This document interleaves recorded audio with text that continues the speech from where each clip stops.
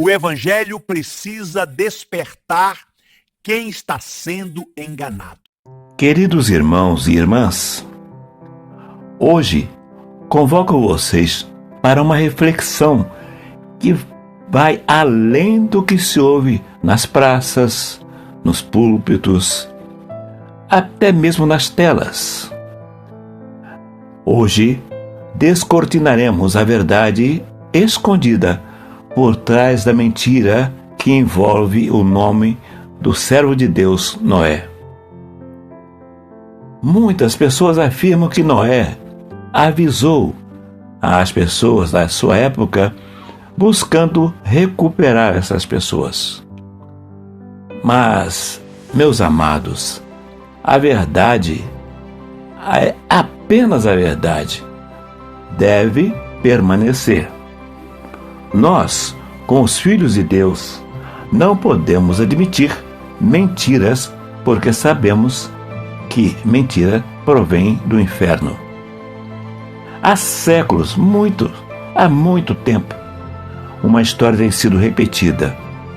Uma história confortável, doce, uma história que quase ninguém questiona. Mas é uma mentira.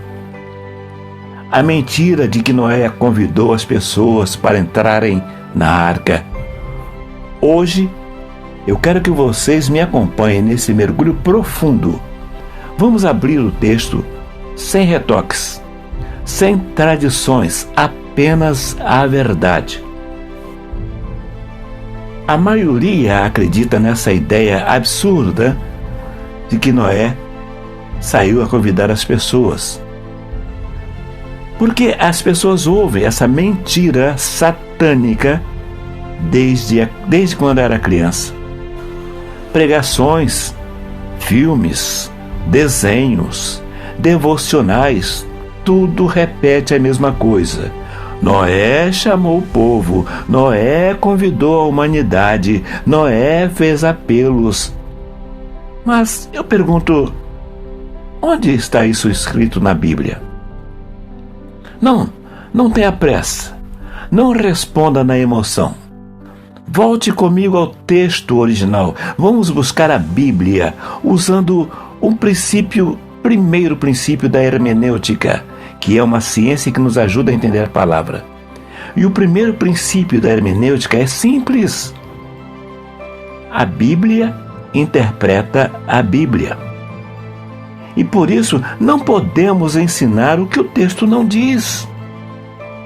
Em Gênesis capítulo 6, verso 7, está registrado um convite.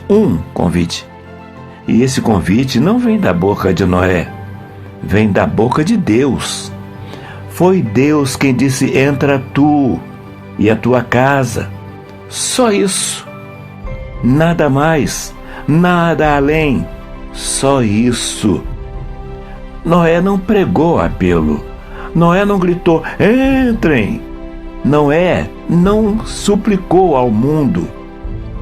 O texto não afirma isso. O silêncio da Bíblia, quando Deus não fala. Quem teme a Deus, respeita. A Bíblia diz em algumas partes, inclusive, por exemplo, Eclesiastes 3,14 diz que tudo o que Deus faz permanecer para sempre. E isso, diz a palavra em Eclesiastes 3,14, isso ele faz para que os homens o temam. Diz que nada se pode acrescentar e nada se pode tirar. A palavra de Deus nos orienta que dela nada se pode tirar e nela nada se pode acrescentar. Também em Deuteronômio 12:32 diz que tudo o que Deus ordena a gente tem que fazer, nada mais, nada menos. Apocalipse também, no capítulo 22, versos 18 e 19, fala a mesma coisa. A exegese nos ensina o seguinte: A exegese nos ensina a interpretar. O nosso canal Evangelho Contundente, sempre que possível, convida você para que olhe o básico da hermenêutica e da exegese. A exegese, por exemplo, nos ensina que é o seguinte: interpretar a Bíblia. A exegese nos ensina a interpretar a Bíblia. Interpretar é extrair do texto a verdade contida e não inserir no texto. Lembre-se, nada se pode colocar, nada se pode tirar. A palavra de Deus é perfeita. E se a Bíblia não registra um convite público, nós não podemos inventar um. Isso não vem de Deus. O espírito que provoca a mentira não vem de Deus. Isso pode incomodar você, meu irmão. Isso pode incomodar você, minha irmã, mas é necessário que falemos a verdade baseada nas Escrituras Sagradas.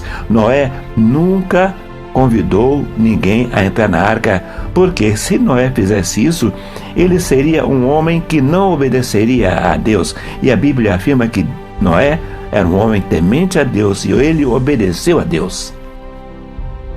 Agora, se a Bíblia não diz isto, então de onde veio essa ideia? Ou melhor, de quem é a ideia de tirar os filhos de Deus, tirar da presença do Senhor e conduzi-los a uma mentira? Quem foi que fez isso desde o Éden com a Eva e Adão? De onde veio essa ideia do inferno?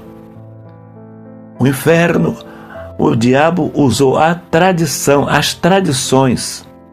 As tradições levaram a nascer as pregações modernas. E essas pregações modernas inspiraram filmes. E desses filmes há interpretações românticas. E até com boas intenções. Mas não saiu do texto. Este ensino não vem de Deus. Esse ensino é diabólico.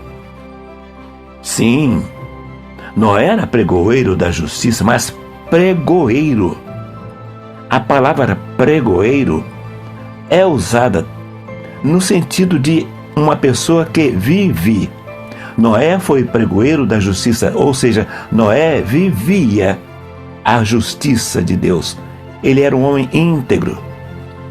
Não significa que ele fez apelos evangelísticos, nunca Noé faria isso. Ser pregador da justiça não é o mesmo que ser evangelista. Evangelista é uma coisa dos dias atuais, mas Noé não foi um pregador, ele foi um pregoeiro. A hermenêutica tem um outro princípio, o segundo princípio da hermenêutica. O contexto de Gênesis é claro. A humanidade estava completamente corrompida. Esse é o princípio. Você olhar o contexto, a humanidade estava completamente corrompida. A decisão de Deus já estava tomada. A arca não era um auditório, era um instrumento de preservação e também de juízo. Por isso, o convite foi familiar, restrito, direto, preciso. Então, aqui está a verdade, sem retoques.